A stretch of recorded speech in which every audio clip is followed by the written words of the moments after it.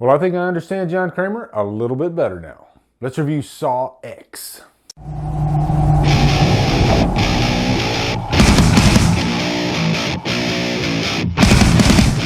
Saw X stars Tobin Bell, Shawnee Smith, and is directed by Kevin Gruber. What's up, guys? Welcome to another brand new 2023 review. We're going to review Saw X. Now, I have reviewed the first Saw, the second one, Spiral. I was currently editing Saw 3 today. That was almost done. It probably will be out tomorrow, okay? I did watch Saw 4, because I'm going back and trying to catch up on all these that I haven't seen in freaking 15 years, a decade, something like that. So, but I'm glad I at least watched up to Saw 4 because going into this one, not that you have to watch those movies, but boy, does it make you appreciate what goes on in this movie so much better. So, looking forward to diving into Saw X. The cancer is still spreading. I'm afraid there's nothing else we can do. There is one person who might be able to help. According to these scans, the tumor was never removed. The only thing I have not provided is your anesthetic. But trust me, you will want to remain alert. First off, let me give you a quick plot synopsis. If you don't know, this one takes place after the first movie, which is good because, John Kramer's alive. If you remember in Saw 3, at the end of that movie, he died.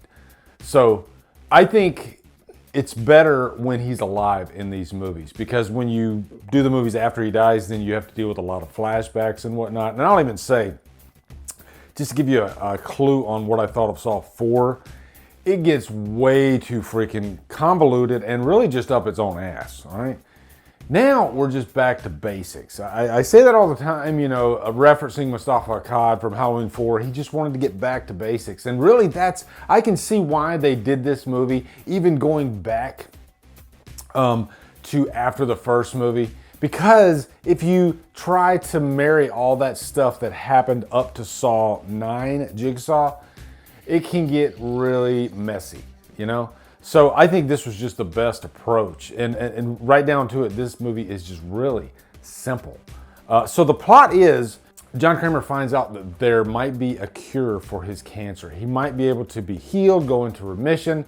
And so he goes to this other country to do so in Mexico. Quickly finds out that things are a little fishy, might not be as optimistic as he thought. And this group led by this lady named Cecilia, they are running a racket and they're screwing all these cancer patients over. They are really just the worst of the worst types of people you can possibly imagine. And I've even made the comment when I did my Saw 2 review, and after watching up to Saw 4, I didn't really like John Kramer that much, and I thought some of his victims might not deserve the treatment that they got. I guess that's up for debate.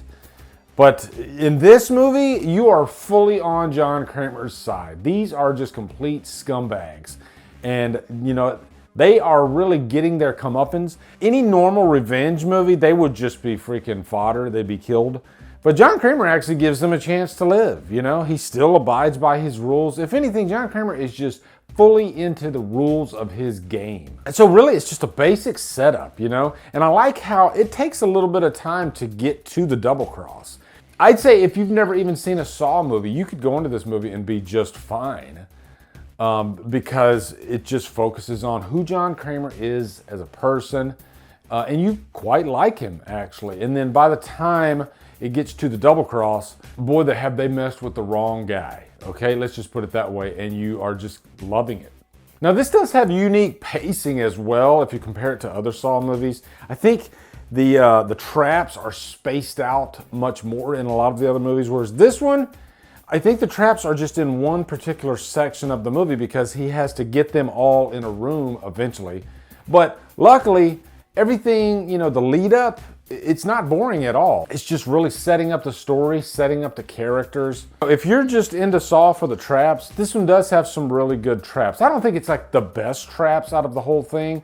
That image that's on the poster with the guy with the suction rings over his eyes, I think that might be my favorite, and it plays out a little differently than you might expect. But still, there are some gruesome ass traps in this movie, okay? It's not like a softer edged R rating. No, it's definitely a hard R. And also, as far as like the last act and the twists go and all that stuff, I'm not even gonna comment because I don't wanna steer you either way.